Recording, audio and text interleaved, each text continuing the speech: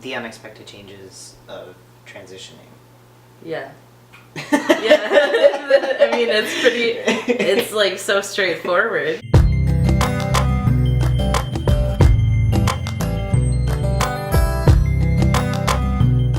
How did we miss that? I don't know, and I'm going to be editing this and I'm going to laugh. So. We sat here for like 5 minutes in silence. Literally. Just like... So Ray and I have been hanging out on Wednesdays. Because do you want to tell them what? Tuesdays. Wednesday. Is it Wednesday? It's Wednesday. No, you're Tuesday. Yeah, I'm Tuesday. Shit. That's awesome. Okay, anyways. We've been hanging out on Wednesdays because of the group, but also because last week was my first shot of testosterone. Woohoo!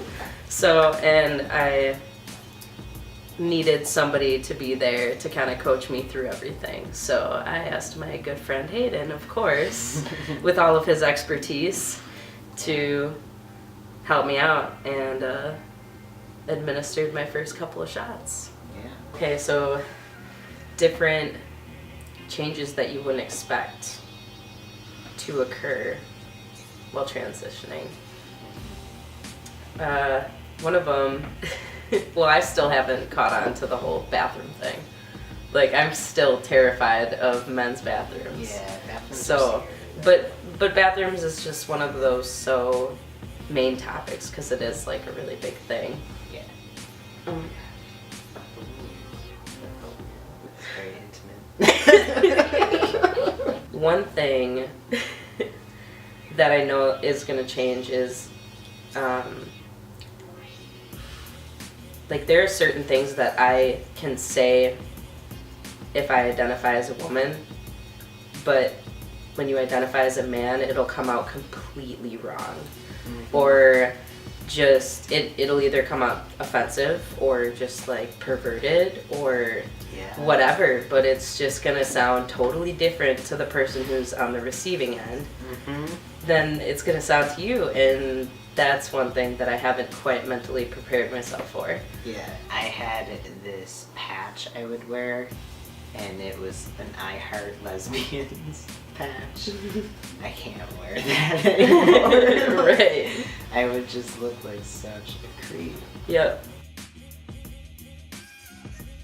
And it's really weird once you do experience male privilege. Mm-hmm. It's really bizarre, and I tried making a video on male privilege, and it always gets trolls, like always, and I just delete the negative comments right away.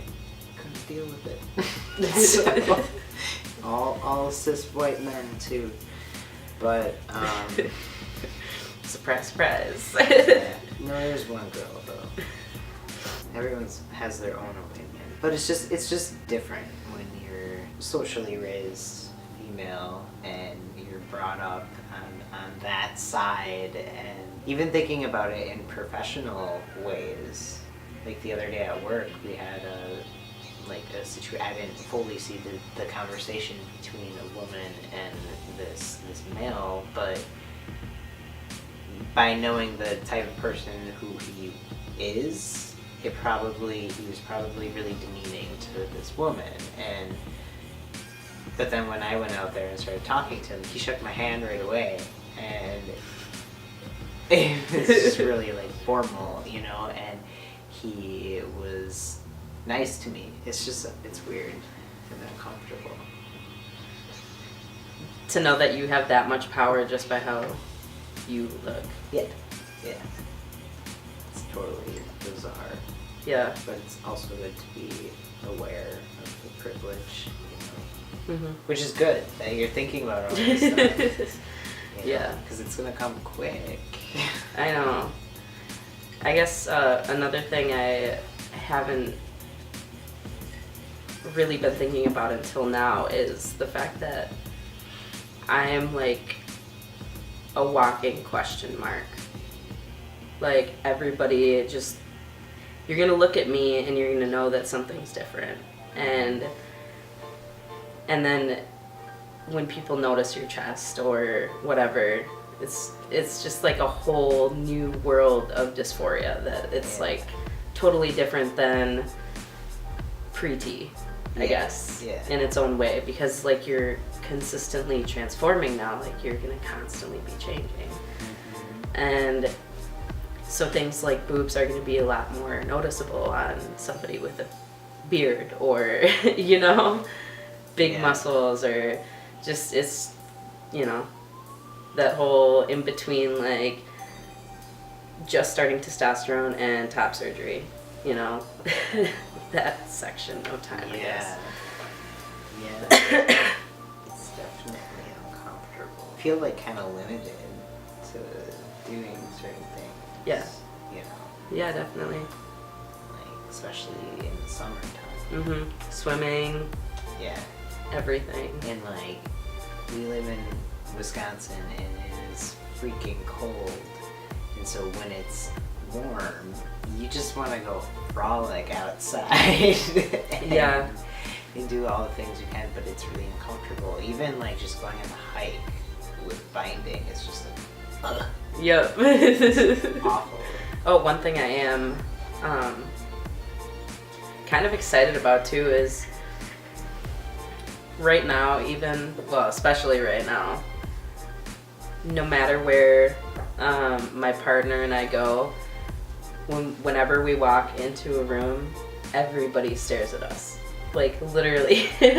It's like, I mean, it especially more at places that are, you know, the demographic is like older senior citizens, or, you know, like just, right, just literally, we just always get stares, and it's really funny, but just the fact that once, like, the more I look like a man, the less that's gonna happen. Because, and it's just crazy because it's also, that's, I guess, like, we put so much focus as trans men on like male privilege as being like your main privilege, I guess, that changes when you transition, but there's also